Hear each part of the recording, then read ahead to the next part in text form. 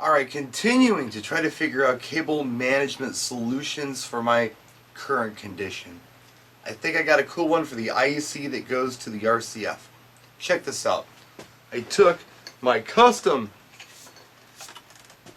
Brian Red Pro model Frankenstands as a science experiment, and I built the ICE cable right into the thing. Let me show you how I did it. This was actually so simple it was scary. I just took black electrical tape and taped the IC cable to the Frankenstand.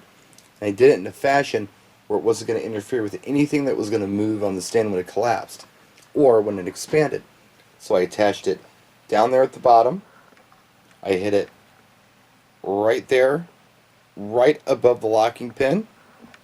And then I hit it right below where the speaker's going to mount. Right here you can see we have a bit of a loop. If we were going with a taller Frankenstein, which I may do actually, the loop's going to be bigger. I have cool ways on how we can stash that too in transport, and we'll look at that in a little bit. But I basically just tucked this end into the hole while it was in transport. It hangs out. You take your speaker,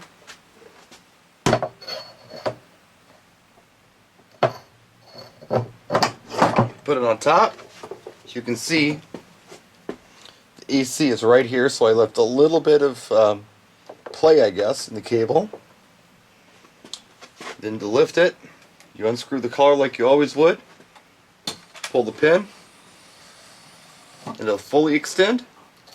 I know a few of you out there get real angry with this camera angle, but we don't have a lot of room to work with, and I want you to see the full effect here of the stand.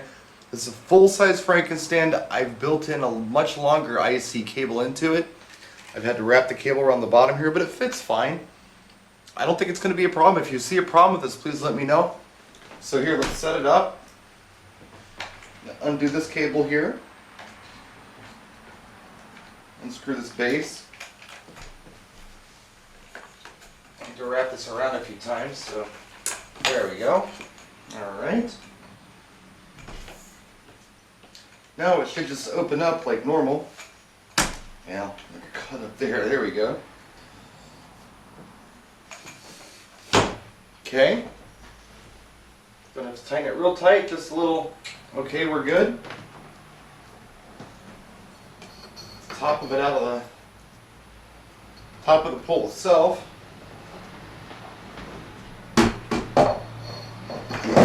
Pop the speaker on. Plug it in. Okay. Now, pull the pin. We're way up in the air. Now, when we collapse this, none of these cables get in the way of anything that moves. It's probably only fair to pack it up too so you can see how it works. Time me on this.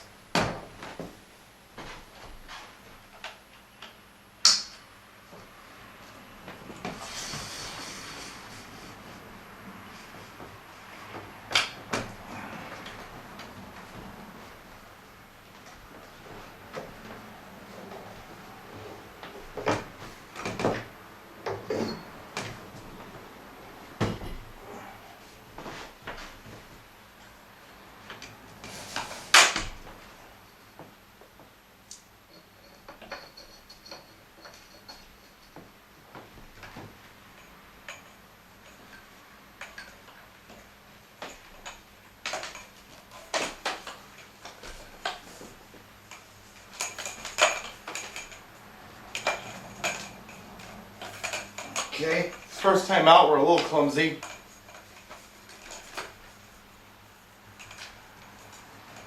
Kind of part the legs here for just a second. Stick the head, the male end through there. Tighten it up. Okay, just kind of tuck this cable in there. It's packed up. So after I watch this video, I'm probably going to say to myself, wow, you know, I probably should have wrapped this first or wrapped that differently. But this is all part of the learning process. I'm learning. So if you guys have any criticism for me, please let me know. It's all good. So I want to talk a little bit about, just real quick, what the goal is here. Because I've done several videos on this micro system. I've got several more coming before it'll all be handled. We'll probably make some changes here or there, and I'm always listening and taking your advice, so please keep it coming. But we've got a goal. The first goal obviously is to get a loan, but that's not the only goal. This system has to be lightweight. Some stuff is going to get lighter, like the speakers.